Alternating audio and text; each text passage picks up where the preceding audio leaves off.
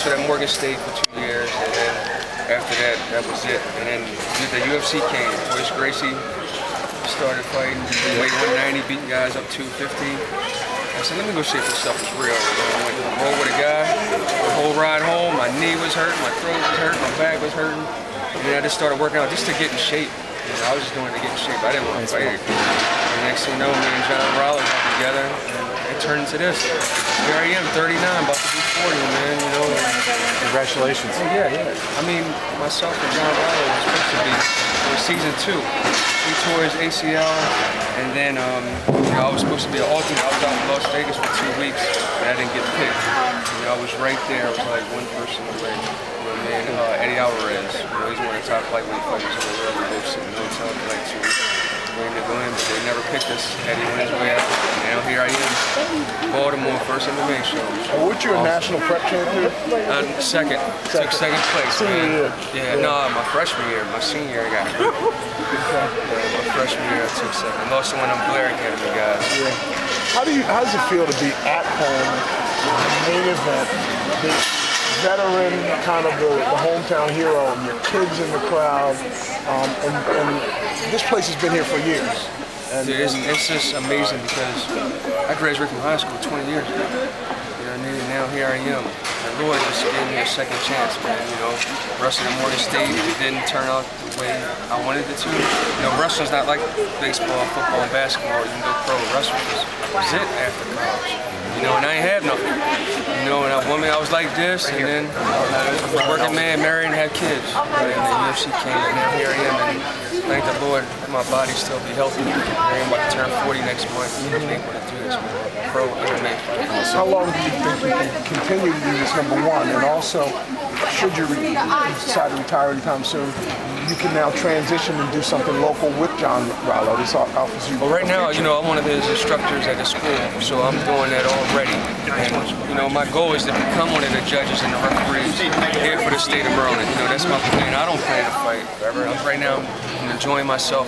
My body's healthy, and I'm just going to stand as long as my body's healthy. What was the most memorable thing about the journey of bringing MMA to Baltimore? Me and John Rollo was in Russia, trying to get some sleep. He's up 2 o'clock in the morning, trying to get things legalized here. I was like, what are you doing? I'm still trying to push. I'm trying to get limbo to get it legalized in Maryland. All right, keep pushing me. I'm trying to get this. That was when I knew we were getting close. We was in another country, and John was pushing to bring it here. Your experience not only in Baltimore, being from Dundalk, you can relate to people there. You know, went to a private school, one of the more prestigious private schools in the area, and now you have your career and you have those things as foundation and the future of the MMA in Maryland. What do you think your role will be beyond just being a fighter? Well, definitely, definitely going to be one of the top instructors in the state of Maryland. I guarantee that because I've been out there, I've done it already. You know, when me and John first started, he was fighting, I was fighting, and it wasn't like Greg Jackson's school out in Mexico or Team Quest where they got Randy Couture, where they had people train on. He didn't have anybody. You know, John would drive to New York to train with Henzo Gracie. That's how he got his knowledge. I was here training at Douglas High School in the basement. You know, we didn't have all the things that the guys that's training on my team that fought tonight, they came behind me and John Rollo, and you see what they did tonight. You know, it wasn't like it was at the beginning with me and John. No, I live in Nottingham. Yes. Do you see a time, maybe 10 years from now, where you're wearing a suit, you got a little bit of gray in your beard, and this place is rocking from the rafters, and you're going to look back on this moment and say, wow, you know, this is a big crowd now. I mean, 5,500 is a big crowd.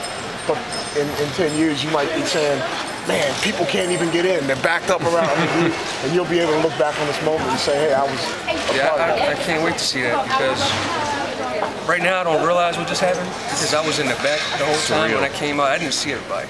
I saw my opponent, that was it. I took my kids up to see Rudy Gay play at Mount St. Joe. And we was down in the basement, and they got a wall of champions on the wall, and my name was there, and my kids saw that. That's when I realized what I had done at St. Joe was what my kids were able to see. So 10 years from now, they might have something from this, you know. And my grandkids to see it, you know. But I didn't really get a chance to see everything tonight. When you walked to the ring, were you that focused? Yeah, I saw my opponent. I saw him walking back and forth. And all I could feel was the flag on the back of my neck and my teammates saying, "It's your time, it's your time." That's it. I had to block all that out. How about afterwards? Afterwards, yeah, I saw people I haven't seen. I saw my wrestling coach from the Dunlop Hawks. Bob Crandall. Yeah. You know, that was awesome, man. I seen some of my cousins I haven't seen in a long time in Pennsylvania. You know? Some little kids I don't even know are yelling Binky. That was cool. Awesome. Would you want your son to go into that? My thing is for my kids to focus on their education. Most of my kids get A's and B's in school and doing what I didn't do. I was a C student. They both getting A's and B's. My son goes to Fullerton Fullerton Elementary, and my daughter goes to Parkville Middle School. And we haven't decided to move to I&D or Western High School next year. But they're both A and B students, and my key is education first. Excellent. Your son told me your trophy, and I asked him, how did you feel? And he said, I'll help you get on the